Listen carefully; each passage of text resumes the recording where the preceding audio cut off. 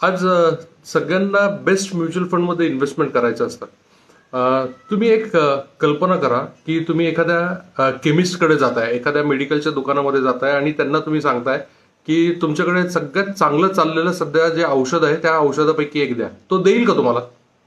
तो नाही देणार. तो काय म्हणेल की तुम्ही डॉक्टरांकडे जावा, डॉक्टरांची चिठ्ठी घेऊन या.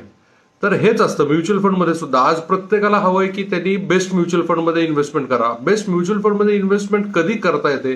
ज्यावेळेस आपल्याला म्हणजे तो कळतो कधी बेस्ट म्युच्युअल फंड होता तो, ज्यावेळेस आपण ते गुंतवणूक केली आणि गुंतवणूक केल्यानंतर आपण एक ठराविक कालावधी त्या गुंतवणुकीमध्ये इन्व्हेस्टेड राहिलो, तर मग आपल्याला कळतं की ती इन्व्हेस्टमेंट बेस्ट होती किंवा तो फंड बेस्ट होता. बेस्ट इन्व्हेस्टमेंट किंवा बेस्ट म्युच्युअल फंडाचा काही प्रकार नसतो. तर या गोष्टीला बळी पडू नका.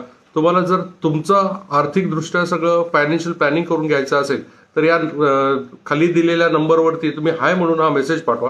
मेसेज पाठवल्यानंतर आमची टीम तुम्हाला कॉलबॅक करेल आणि त्याबद्दलची पूर्ण डिटेल माहिती घेईल. त्या हिशोबाने आपण ठरवू की तुमच्यासाठी तो बेस्ट आहे का नाही.